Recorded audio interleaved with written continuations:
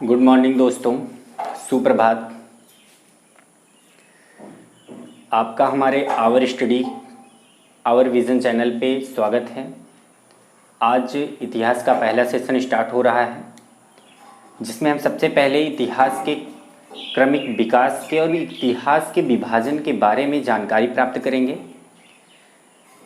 तो daily to daily एक एक चैप्टर ऐसे पढ़ाया जाएगा, थ्योरेटिकल पार्ट। तो हम सबसे पहले आज जानेंगे कि भारतीय इतिहास के विभाजन के बारे में जानकारी लेंगे। तो सबसे पहले हम जान लेते हैं कि इतिहास है क्या। हिस्ट्री, इतिहास किससे बना है? एक यूनानी शब्द है हिस्ट्री। यूनानी को हम ग्रीक भाषा भी कहते हैं, जो हिस्टोरिका शब्द से बना हुआ है, जिसका शाब्दिक अर्थ होता है अन्वेषणों की खोज, मतलब अन्वेषणों से ज्ञान प्राप्त करना। उसे हम इंग्लिश में कहते हैं knowledge acquired by investigation. Knowledge acquired by investigation. अगर हम सीधे तौर से जानें तो इतिहास जो है हमारे अतीत के बारे में जानकारी देता है। इतिहास क्या करता है? हमारे अतीत के बारे में जानकारी देता है। जो हमारा बीता हुआ कल होता है वो हमारा एक प्रकार से इतिहास ही होता है।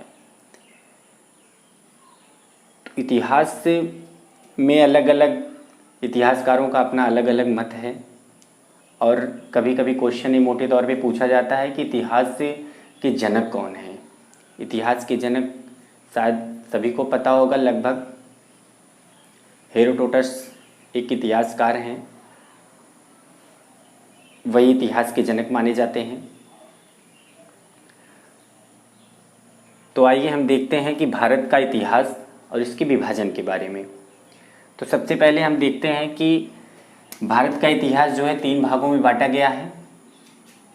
पहला है प्रागैतिहासिक काल, जिसे हम कहते हैं पाषाण काल, और दूसरा है आद्य ऐतिहासिक काल, और तीसरा है ऐतिहासिक काल। ये 3 भागों में बांटा गया है। इसी 3 भागों में हम अलग अलग पार्ट में डिवाइड करके इसका अध्ययन करेंगे। तो सबसे पहला क्या है? प्रागैतिहासिक काल। प्रागैतिहासिक काल का मतलब क्या होता है? प्रागैतिहासिक काल का मतलब होता है इस कालखंड, ये जो प्रागैतिहासिक काल पाषाण काल है, ये पाषाण काल से हमें सीधा सीधा एक जानकारी प्राप्त होती है, ये पत्थरों का युग है। पाषाण का मतलब होता है पत्थर। इस कालखंड में क्या था कि इस कालखंड में लोगों को लिपि की जानकारी नहीं थी, और इसमें ना ही कोई लिखित साक्ष्य हम लोगों को पता है। प्रागैतिहासिक काल में जो है या पाषाण काल में इतिहास के बारे में कोई लिखित जानकारी नहीं प्राप्त है, क्योंकि इस कालखंड में लोगों को लिपि का ज्ञान बिल्कुल भी नहीं था। और इसका अंदाज़ा कैसे लगाया जाता है कि इसे जिसे गुफा में चित्र बनाए हुए थे, गुफा में चित्र बनाया गया था, इसी के आधार पे इसका एक आकलन लगाया जाता है। एक अपने आप से एक इतिहासकार लोग अपने अनुभव के हिसाब से अलग अलग प्रमाण प्रस्तुत करते हैं कि मतलब ये चित्र इस तरीके ये प्रस्तुत करता है। जैसे कि हम कोई चित्र देखकर एक अंदाज़ा लगा लेते हैं कि ये क्या कहने की कोशिश कर रहा है। और दूसरा क्या है कि आद्य ऐतिहासिक काल। आद्य ऐतिहासिक काल ये ऐतिहासिक काल के पहले का कालखंड है कि आद्य ऐतिहासिक काल में इसमें लिपि की खोज तो हो गई थी, इसमें लेखन कला तो पता था, लेकिन ये अभी तक पढ़ा नहीं जा सका है। आद्य ऐतिहासिक काल में लिपि की जानकारी थी, लेखन कला भी थी, लेकिन इसे पढ़ा नहीं जा सका है आज तक। तो आद्य ऐतिहासिक काल को भी 2 भागों में बांटा गया है, एक सिंधु घाटी सभ्यता और एक वैदिक सभ्यता में बांटा गया है। तो अगला तीसरा पार्ट इसका क्या था? ऐतिहासिक काल। भारतीय इतिहास का तीसरा पार्ट है ऐतिहासिक काल। ऐतिहासिक काल का बहुत विस्तृत वर्णन है। इसमें 3 पार्ट है। ऐतिहासिक काल का मतलब होता है इसमें लिपि की भी खोज हो गई थी और इसके लिपि को पढ़ा भी जा सकता है। ऐतिहासिक काल इसमें 3 पार्ट में है, प्राचीन भारत का इतिहास, मध्यकालीन भारत का इतिहास और आधुनिक भारत का इतिहास। तो आइए हम शुरू से देखते हैं सबसे पहले प्रागैतिहासिक काल के बारे में। हम आप लोगों को बता चुके हैं कि पाषाण काल प्रागैतिहासिक काल एक ही चीज़ है।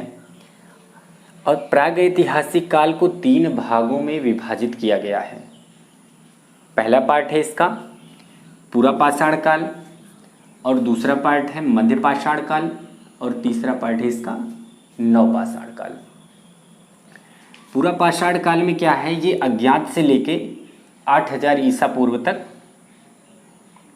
अज्ञात से लेके मतलब इसका समय नहीं ज्ञात था, तब से हमें नहीं पता है कि ये कितने समय पहले से, अनंत काल से हम एक प्रकार से कह सकते हैं पूरा पाषाण काल का युग स्टार्ट हुआ और ये 8000 ईसा पूर्व तक चला। और दूसरा मध्य पाषाण काल, ये 8000 ईसा पूर्व से लेकर 4000 ईसा पूर्व तक के कालखंड के समय का है ये।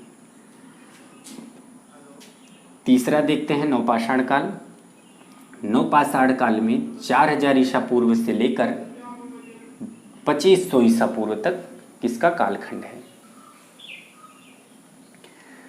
ये तो आप लोगों को पता चल गया कि कालखंड ये कौन कौन से पार्ट में विभाजित हैं, पूरा पाषाण काल, मध्य पाषाण काल और नवपाषाण काल। अगले वीडियो में हम इसके बारे में विस्तृत जानकारी लेंगे, पूरा पाषाण काल के बारे में और मध्य पाषाण काल के बारे में और नवपाषाण काल के बारे में हम डिटेल से पढ़ेंगे।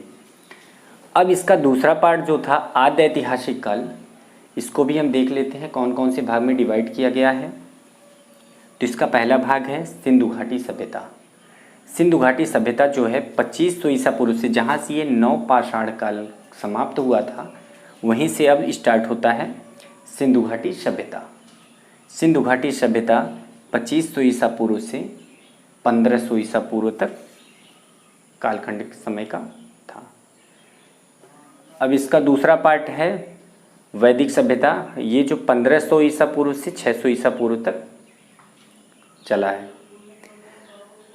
अब सिंधु घाटी सभ्यता का कोई दूसरा पार्ट नहीं है, लेकिन वैदिक सभ्यता जो है ये 2 कालखंडों में, 2 पार्टों में विभाजित किया गया है। इसका पहला पार्ट क्या है, ऋग वैदिक काल, और दूसरा पार्ट क्या है, उत्तर वैदिक काल। ऋग वैदिक काल जो है 1500 ईसा पूर्व से 1000 ईसा पूर्व तक विभाजित किया गया है। ऋग वैदिक काल 1500 ईसा पूर्व से लेकर 1000 ईसा पूर्व तक माना जाता है, और उत्तर वैदिक काल 1000 ईसा पूर्व से लेकर 600 ईसा पूर्व तक का कालखंड प्रस्तुत करता है। अब हम देख लेते हैं ये तीसरे पार्ट को।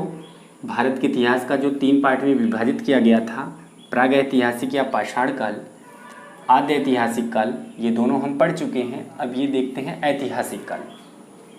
ऐतिहासिक काल को 3 पार्टों में विभाजित किया गया है। आइए हम देखते हैं कौन कौन सा पार्ट है। ये पहला पार्ट इसका है प्राचीन भारत का इतिहास।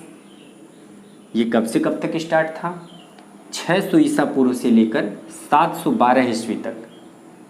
ये यहाँ पे प्राचीन इतिहास काल में कभी कभी ये भी प्रश्न बन जाता है कि सबसे, अगर हम ओवरऑल देखें कि तो पूरा यही एक क्वेश्चन इसमें से निकल के आता है कि सबसे ज़्यादा मतलब शासन, सबसे ज़्यादा समय तक कौन सा काल था। तो अगर हम देखेंगे इन तीनों में, प्राचीन भारत का इतिहास, मध्यकालीन भारत का इतिहास और आधुनिक भारत का इतिहास, तो इसे हम मोटे तौर पे देखेंगे तो प्राचीन भारत के इतिहास में हिंदुओं का शासन था, इसमें हिंदू शासक सबसे ज़्यादा राज किए थे। और मध्यकालीन भारत का जो इतिहास है इसमें मुस्लिम शासक थे, जैसे तुर्क आक्रमण हुआ और ये मुग़ल शासन, दिल्ली सल्तनत, ये सब किस में था, मध्यकालीन भारत में।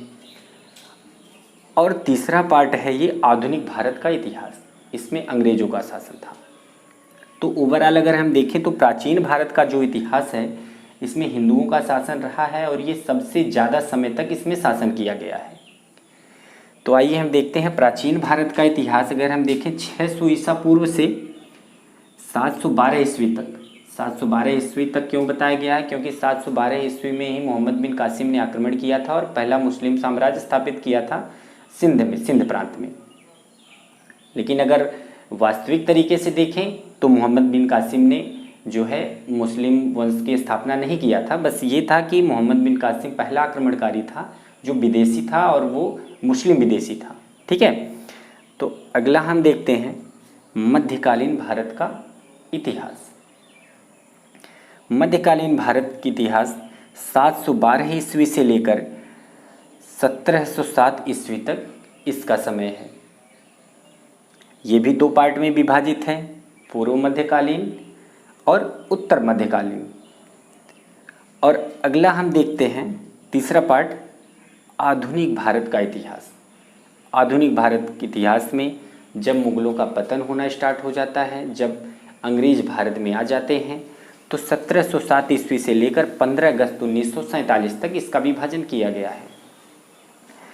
और यहाँ प्राचीन भारत के इतिहास में अगर हम देखें तो इसे कई कालखंडों में विभाजित किया गया है। जैसे हमारा महाजनपद काल था, मगध साम्राज्य था, फिर मौर्य साम्राज्य, फिर मौर्योत्तर काल, फिर गुप्त साम्राज्य, फिर हर्षवर्धन काल।